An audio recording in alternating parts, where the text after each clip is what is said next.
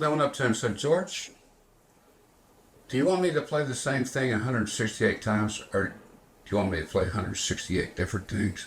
This is driving me crazy. I didn't like to do that. But some people, I mean, he was overdliving on. I said, well, George, listen to this one, see what you think. I played it. He said, well, that's great. What is that? And I said, that's number one.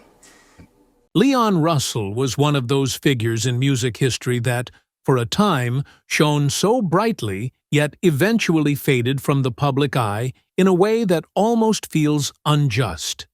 His talent, his influence, and the contributions he made to rock, country, and gospel music were pivotal in shaping the careers of some of the biggest names in the industry.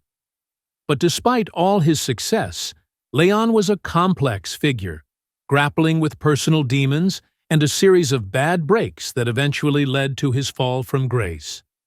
For someone so deeply involved in the fabric of American music, it's surprising how often he's left out of conversations about the greatest musicians of all time.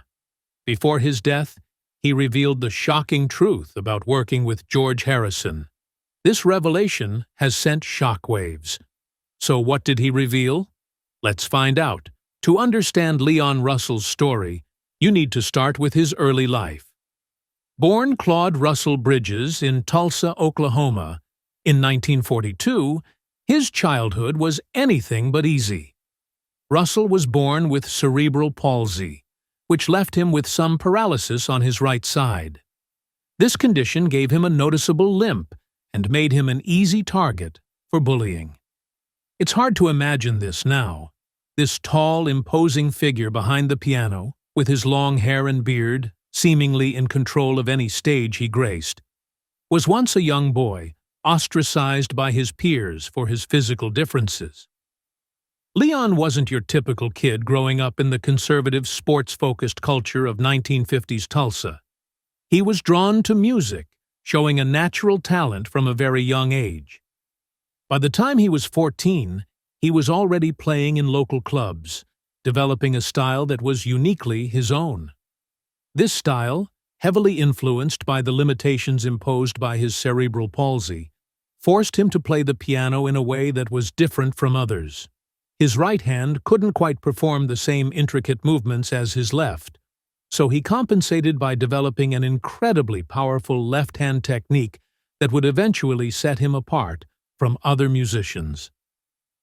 It was during these early years in Tulsa that Leon caught the attention of Jerry Lee Lewis, who recognized his immense talent.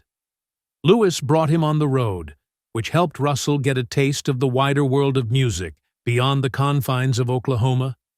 His connection to music was undeniable, and soon he found himself in Los Angeles, where he became an in-demand session musician.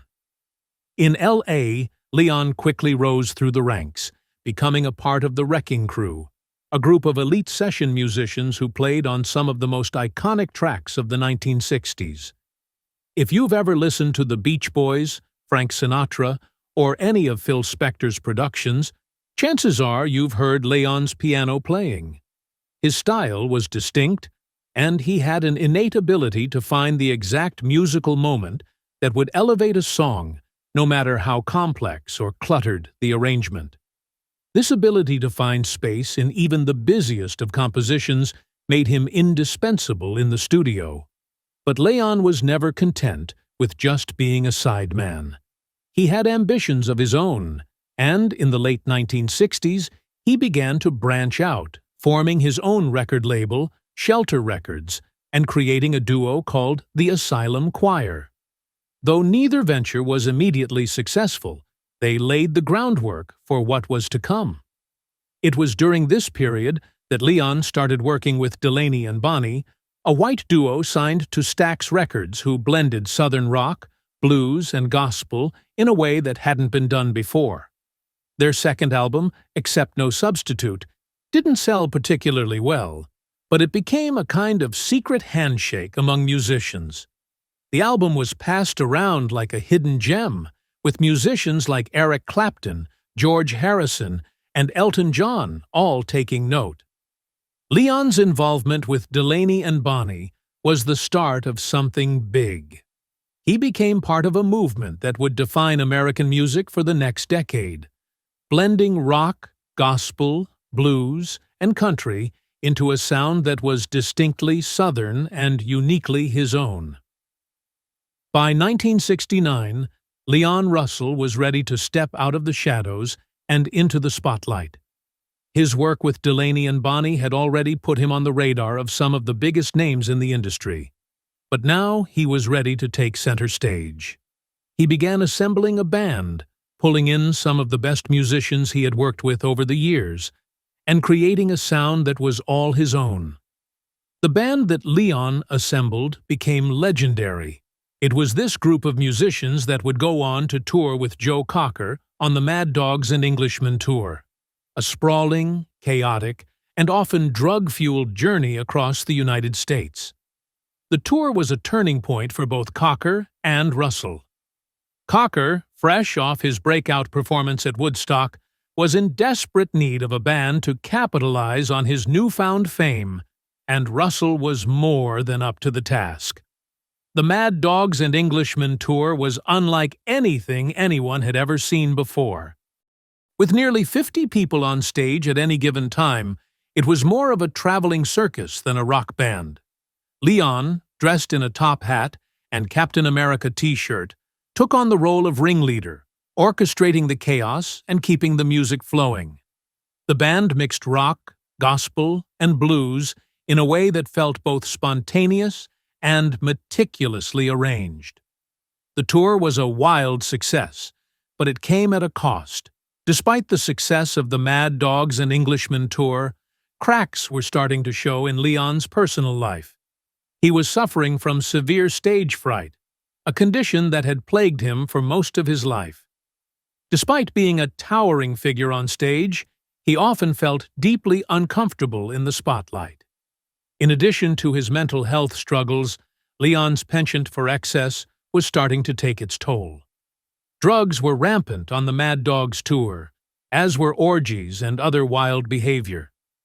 Rita Coolidge, who was romantically involved with Leon at the time, recounted how the tour was filled with moments of chaos and debauchery. According to Coolidge, the band members would line up in the mornings to get treated for sexually transmitted diseases, a direct result of the tour's hedonistic lifestyle. Leon's personal struggles, combined with the chaos of the Mad Dogs tour, eventually led to a rift between him and Joe Cocker. Cocker, who had started the tour as the headliner, increasingly felt overshadowed by Russell. In fact, Leon was the one who ended up on the cover of Rolling Stone magazine, not Cocker, and tensions between the two boiled over.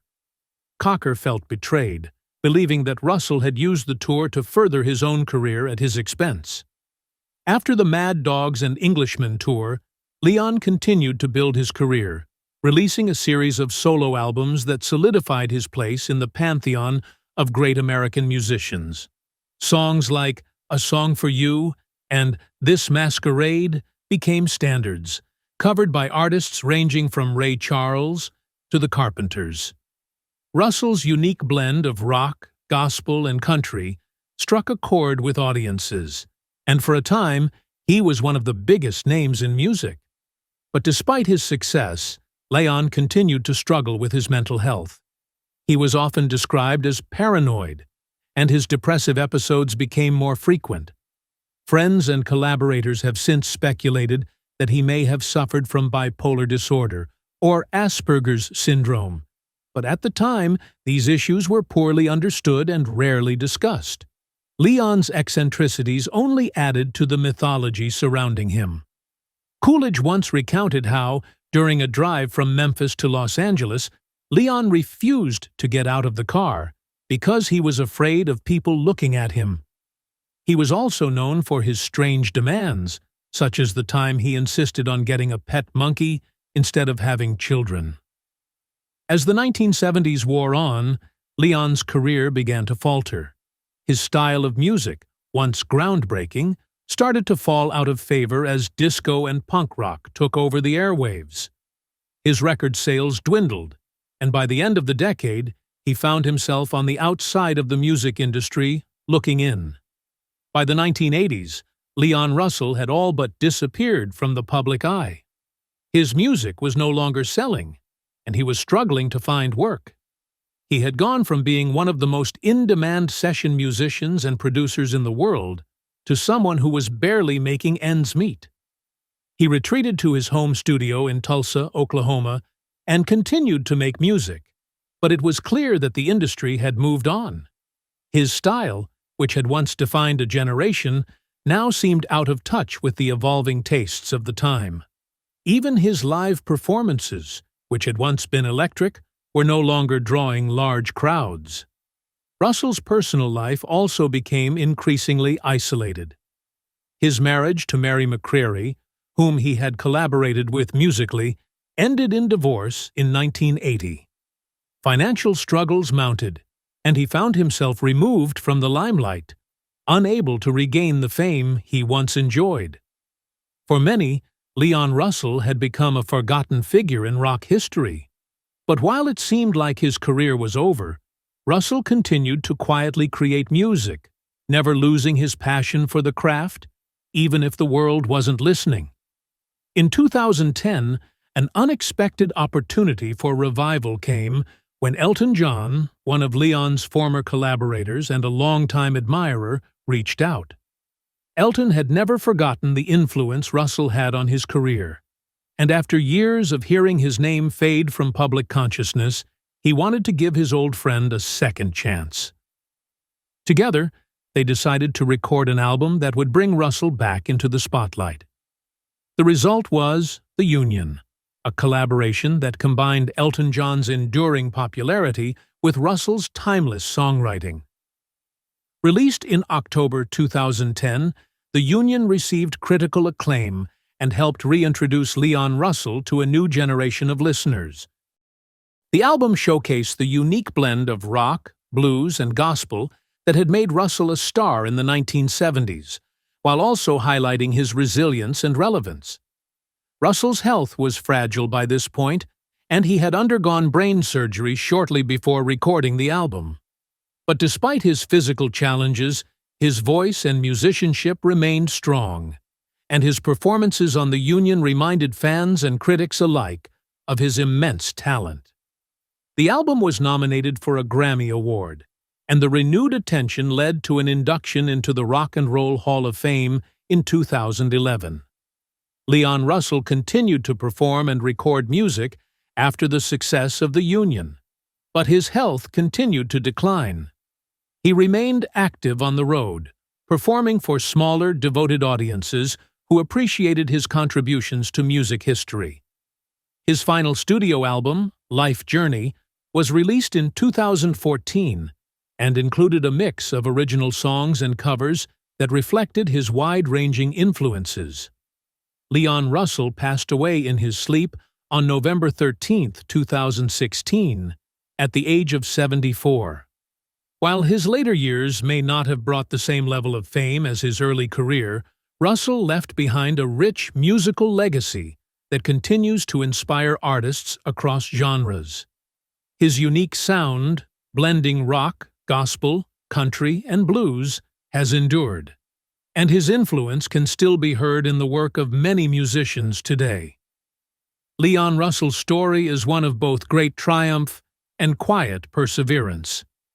Though he experienced the highs of stardom and the lows of obscurity, he never stopped making music, always driven by a deep love for his craft. His ability to adapt, evolve, and stay true to his artistic vision made him a lasting figure in the world of rock and roll, even if his time in the spotlight was fleeting. Leon Russell's relationship with George Harrison began in the early 1970s when both were at the height of their careers. Russell, already known for his work as a session musician and a solo artist, crossed paths with Harrison at a time when the former Beatle was beginning his post-Beatles solo career. Their collaboration was most notably showcased during Harrison's legendary Concert for Bangladesh in 1971, which was one of the first major charity concerts in rock history. Harrison had organized the concert to raise funds for refugees of the Bangladesh Liberation War, and he invited Russell to perform alongside a stellar lineup of musicians, including Bob Dylan, Ringo Starr, Eric Clapton, and Ravi Shankar. Russell's participation in the concert was a testament to the high regard in which Harrison held him as a musician and performer. Russell brought a powerful presence to the event, and his unique blend of rock, blues, and gospel added a different texture to the performances. One of the standout moments from the concert for Bangladesh was Russell's rendition of the Rolling Stones' Jumpin' Jack Flash, mixed with the Coasters' Young Blood. His energetic performance, which included his gritty vocals and signature piano playing, electrified the audience and demonstrated his ability to seamlessly integrate genres. It also showed his willingness to take creative risks, something Harrison admired. Russell's performance became one of the most talked-about moments of the concert, further solidifying his reputation as a dynamic live performer. Harrison and Russell shared a mutual respect for each other's musical talents, and their working relationship was built on this foundation of admiration. Both musicians were rooted in different musical traditions, Harrison in British rock and Indian classical music, and Russell in American rock, blues, and gospel. But they found common ground in their love of collaboration and experimentation. This willingness to explore new musical directions helped to strengthen their bond. In addition to their work on the concert for Bangladesh, Russell also played on Harrison's 1970 album All Things Must Pass. The album, Harrison's first solo release after the breakup of the Beatles, was a monumental success, and Russell's contributions on piano and vocals helped to shape its sound. Russell's gospel-infused piano style complemented Harrison's reflective songwriting and spiritual themes, particularly on tracks like Beware of Darkness and Awaiting on You All. The album would go on to become one of Harrison's most celebrated works, with Russell's contributions often praised for their emotional depth. The friendship between Russell and Harrison extended beyond the studio and stage. They shared similar values, particularly a sense of spirituality that was reflected in their music. Harrison, deeply influenced by Indian philosophy and spirituality, and Russell, with his roots in gospel and Southern spirituality, connected on a deeper level. Both men saw music as a form of expression that went beyond entertainment, viewing it as a way to communicate larger truths and personal beliefs. While their careers took them in different directions after the early 1970s, Russell and Harrison maintained a mutual respect for each other. Despite Leon Russell's passing, his music continues to find new audiences and resonate with listeners of all ages. His work, often described as a fusion of rock, country, and blues, played a key role in shaping the sound of the 1970s, and his influence is still felt today. Many artists, both young and old, cite Russell as a major inspiration for their own work, particularly for his ability to transcend musical genres and bring together a wide range of styles. His collaborations with artists like Bob Dylan, George Harrison, and Joe Cocker are still remembered as some of the most iconic moments in rock history, and his session work continues to be studied and admired by musicians around the world. Russell's resurgence in popularity following the Union not only reintroduced him to a wider audience, but also allowed a more reflective look at his career. For many, his work as a session musician had been overshadowed by his solo output. But, as fans revisited his earlier contributions, they began to appreciate his unique role in shaping some of the most memorable recordings of the 1960s and 1970s. His piano playing on tracks like the Byrds' Mr. Tambourine Man or Herb Alpert's A Taste of Honey became a testament to his versatility and skill as a musician who could seamlessly blend into different musical contexts while leaving his distinct mark on each project. Another part of Russell's legacy is his role as a trailblazer for independent artists. Long before it became common, Russell was taking control of his music career by founding his own label, Shelter Records, in 1969. Shelter allowed him to release his music on his own terms, free from the constraints of major record labels. The label also gave a platform to other up-and-coming artists, including Tom Petty and the Heartbreakers, whose early work was released through Shelter. This independent spirit would later become a model for countless musicians looking to maintain artistic control over their work in an industry that often pushes for commercial success over creative integrity. Leon Russell's connection to the music community went beyond his own success. His generosity and willingness to collaborate with others, whether through session work or full-fledged partnerships, made him a beloved figure among his peers. Elton John, in particular, often spoke about how he felt indebted to Russell for his early support and mentorship. In interviews promoting the union, Elton repeatedly emphasized that Russell's influence on his career was immense, and he felt it was his duty to help bring Russell back into the public eye. This act of friendship not only reignited Russell's career, but also showed the deep respect and admiration that Elton John and many others held for him. Russell's contributions to the development of genres like Southern rock, country rock, and even gospel rock cannot be understated. His influence on artists like the Allman Brothers, Lynyrd Skynyrd, and Willie Nelson was profound, and he is often credited with helping to blur the lines between country and rock music. His signature blend of country storytelling with the energy and attitude of rock and roll made him a key figure in the evolution of these genres. Hits like Tightrope and A Song for You showcased his ability to write deeply emotional and relatable songs that could move listeners regardless of their preferred genre. Thanks for watching this video. If you enjoyed watching it, give it a thumbs up and subscribe for more content like this.